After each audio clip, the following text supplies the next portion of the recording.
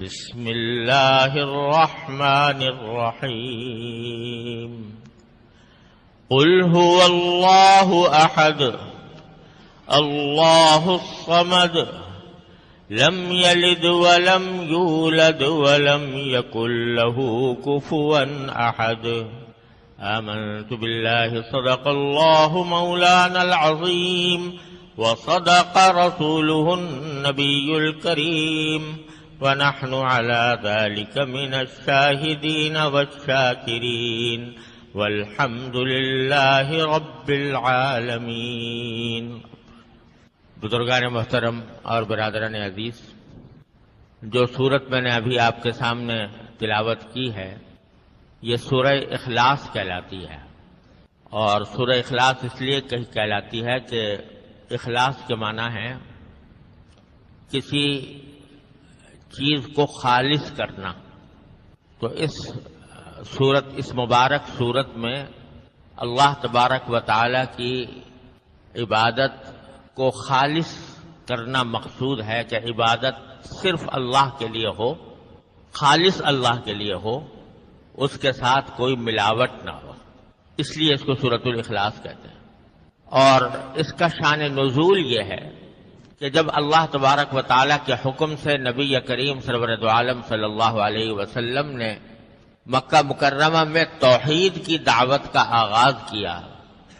آپ جانتے ہیں کہ اس وقت مکہ مکرمہ ہی کیا بلکہ پورے عرب میں، بلکہ پوری دنیا میں بت پرستی کا بڑا زبردست رواج تھا۔ لوگ اپنے ہاتھوں سے بت بناتے اور ان کو پوجتے تھے، ان کو اپنا مشکل کشا، حاجت روا، کارساز سمجھتے تھے۔ کسی بت کے بارے میں سمجھتے تھے کہ یہ ہمیں رزق دیتا ہے، کسی بت کے بارے میں سمجھتے تھے کہ یہ ہمیں ہماری صحت دیتا ہے، شفا دیتا ہے، کسی بت کے بارے میں سمجھتے تھے کہ یہ ہمیں اولاد دیتا ہے۔ تو بہت سارے خداؤں کو، اپنے من گھڑت خداؤں کو معبود بنایا ہوا تھا اور انہی کی عبادت کرتے تھے۔ اللہ تبارک و تعالیٰ کے حکم سے جب نبی کریم سرور دو عالم صلی اللہ علیہ وسلم نے توحید کی دعوت کا آغاز کیا تو لوگوں کو یہ سمجھانے کی کوشش کی کہ ارے بھائی، یہ تو بت تم نے خود اپنے ہاتھوں سے بنائے ہیں، یہ کیسے تمہاری مشکل دور کر سکتے ہیں، کیسے تمہاری حاجتیں پوری کر سکتے ہیں؟ حاجتیں تو وہی پوری کر سکتا ہے جس نے اس پوری کائنات کو پیدا کیا ہے، جو تمہارا بھی خالق ہے، تمہارے آباء و اجداد کا بھی خالق تھا، جو آسمان و زمین اور پہاڑ اور دریا اور ہوائیں اور موسم سب اسی کے پیدا کیے ہوئے ہیں۔ تو عبادت اسی کی کرنی چاہیے، کسی اور کی نہیں۔ لا الہ الا اللہ کے معنی یہی ہے، اللہ کے سوا کوئی بھی عبادت کے لائق نہیں۔ یہ دعوت آپ نے پیش کی تو بعض جاہل قسم کے مشرکوں نے اس کے جواب میں رسول کریم صلی اللہ علیہ وسلم سے پوچھا کہ اللہ میاں کس چیز کے بنے ہوئے ہیں، وہ کس مادے سے بنے ہوئے ہیں؟ وہ سونے کے بنے ہوئے ہیں، چاندی کے بنے ہوئے ہیں، لوہے کے بنے ہوئے ہیں، کہیں چیز کے بنے ہوئے ہیں؟ کیونکہ دماغ میں خداؤں کا تصور تو وہی بتوں جیسا تھا نا، کہ کوئی بت پتھر کا بنا ہوا ہے، کوئی پیتل کا بنا ہوا ہے، کوئی لوہے کا بنا ہوا ہے۔ تو اللہ تبارک و تعالیٰ کے بارے میں جب اللہ تعالیٰ نے، جب حضور نے فرمایا کہ اصل تمہارا پیدا کرنے والا تو اللہ تبارک و تعالیٰ ہے اور اس کے سوا کوئی معبود نہیں ہے، تو ان جاہلوں نے یہ سوال کیا کہ وہ اللہ میاں کس چیز کا بنا ہوا ہے؟ اس واسطے کہ یہ بت تو ہمیں نظر آ رہے ہیں آنکھوں سے کہ یہ فلاں فلاں چیز کے بنے ہوئے ہیں، تو ہم ان کی پرستش کرتے ہیں، لیکن جس اللہ کی طرف آپ دعوت دے رہے ہیں وہ کس چیز کا بنا ہوا ہے؟ بعض نے تو یہ سوال کیا جاہلوں نے، اور بعض نے یہ سوال کیا کہ اللہ تبارک و تعالیٰ کا نسب نامہ کیا ہے، نسب، شجرہ نسب کیا ہے اللہ میاں کا؟ کیونکہ دنیا میں ہم جب کسی انسان کے بارے میں معلومات حاصل کرتے ہیں تو پوچھتے ہیں بھئی تم یہ کس کے بیٹے ہو، تمہارا باپ کون تھا، باپ کون تھا، دادا کون تھا، پردادا، سگردادا، تو اس کا نسب ہمیں معلوم ہوتا ہے۔ تو اللہ میاں کا کیا نسب ہے، وہ کس کے بیٹے ہیں اور کس کے پوتے ہیں. تو اس طرح کے فضول جاہلانہ سوالات کیے. حالانکہ ذرا سی بھی عقل ہو تو آدمی سوچ لے کہ اگر اللہ میاں بھی یہ پیتل اور لوہے اور یہ سونے سے بنے ہوئے ہوں تو اس کا مطلب یہ کہ وہ خدا تو نہ ہوئے. خدا تو وہ ہوتا ہے کہ جو کسی چیز سے بنا کا محتاج نہیں ہوتا. سب اس کے محتاج ہوتے ہیں, کوئی اس کا محتاج نہیں ہوتا. تو اگر سونے کے بنے ہوئے ہوتے تو اس کا مطلب ہے کہ سونا پہلے وجود میں آیا اور لمحہ بعد میں وجود میں آئے, اور سونے کو کسی نے ڈھال کے معاذ اللہ تعالیٰ کی شکل میں بنا دیا تو اللہ تعالیٰ وجود میں آ گئے.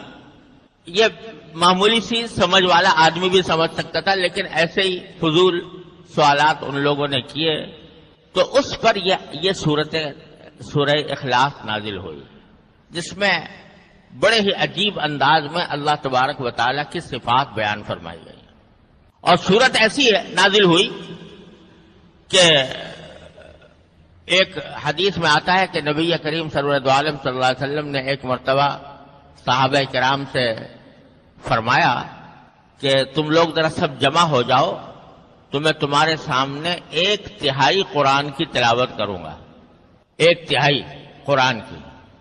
تو سارے حضرات جمع ہو گئے تو اس پر نبی کریم صلی اللہ علیہ وسلم نے اس سورہ اخلاص کی تلاوت فرمائی اور فرمایا کہ یہ سورت جو ہے یہ 1/3 قرآن کے برابر ہے. اس لیے اس سے فقہاء کرام نے یہ مستنبط کیا کہ اگر کوئی شخص سورہ اخلاص کی تلاوت کر لے تو اتنا ثواب ہے جتنا 1/3 قرآن کی تلاوت کرنے کا ثواب ہوتا ہے.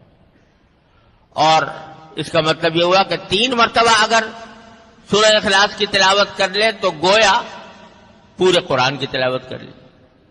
اس لیے آپ نے دیکھا ہوگا کہ جب ایصال ثواب کسی کو کیا جاتا ہے, جب آپ نے بھی سنا ہوگا کہ کسی کی قبر پر جا کر اس کو سلام عرض کیا جاتا ہے اور سلام کرنے کے بعد پھر عام طور سے یہ مشورہ دیا جاتا ہے کہ بھئی 3 مرتبہ قل هو اللہ احد پڑھ کے اس کو ثواب پہنچا دو.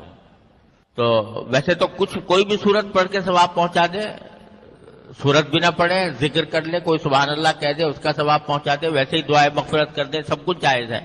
کوئی خاص طریقہ متعین نہیں ہے شریعت کے اعتبار سے. کسی کی قبر پر جا کر کچھ پڑھنے کا کوئی خاص طریقہ شریعت نے متعین نہیں کیا.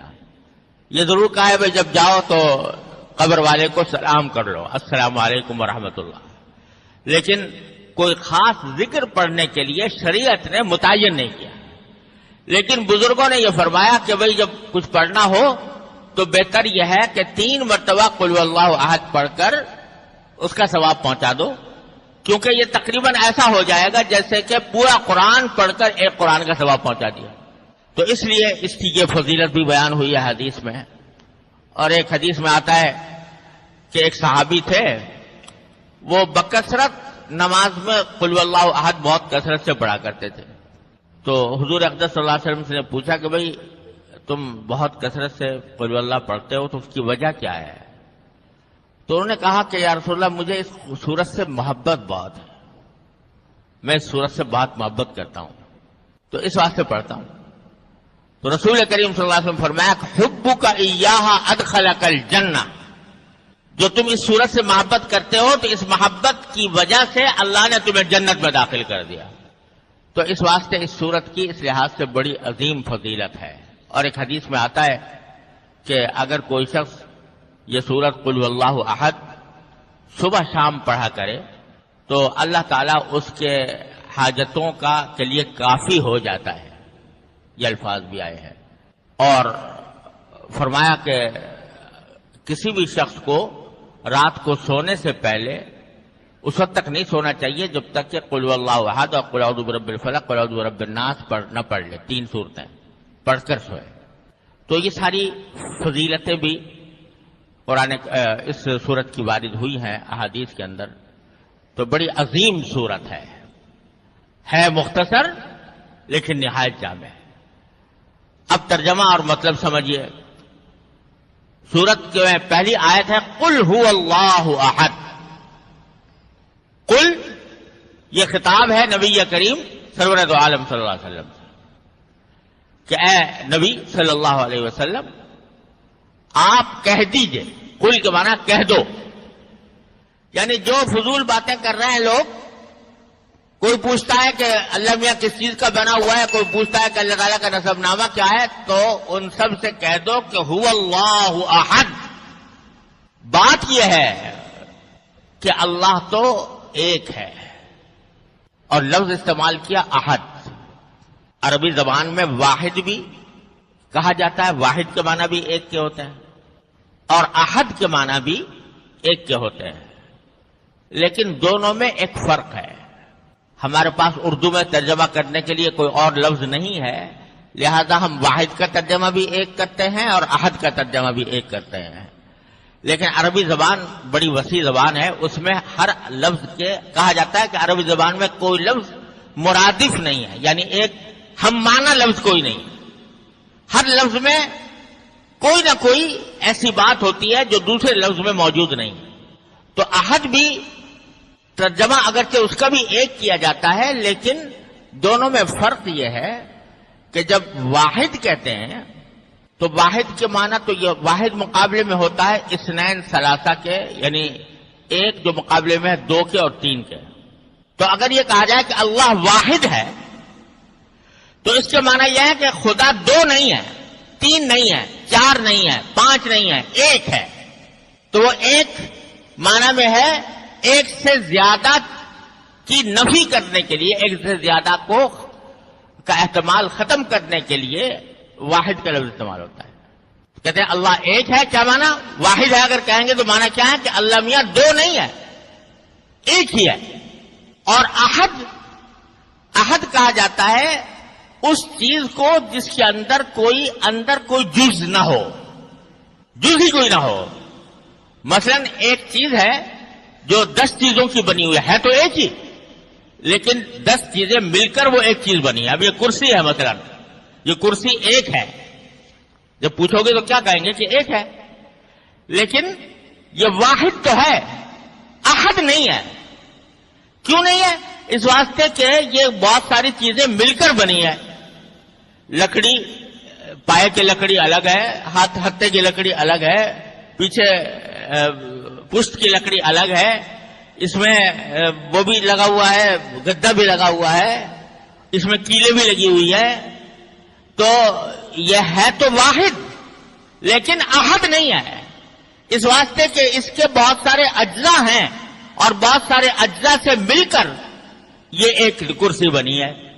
تو جب اردو میں ہم کہیں گے تو ایک ہی کہیں گے نا، لیکن عربی زبان میں ہم اس کو واحد تو کہہ سکتے ہیں لیکن احد نہیں کہہ سکتے. احد اس لیے نہیں کہہ سکتے کہ اس کے بہت سارے اجزاء ہیں. احد اس کو کہیں گے جس کا کوئی جز ہی نہیں سرے سے، وہ کسی چیز سے مل کر نہیں بنا، اس کے کوئی اجزائے ترکیبی نہیں ہے، اس کے کوئی انگریڈینٹس نہیں ہے، اس کے کوئی عناصر نہیں ہے جس سے مل کر وہ بنا ہو. تو هو اللہ احد، بات یہ ہے کہ اللہ تو احد ہے. کیا مانا؟ کہ وہ تو کسی چیز سے نہیں بنا، اس کے کوئی اجزاء نہیں ہے.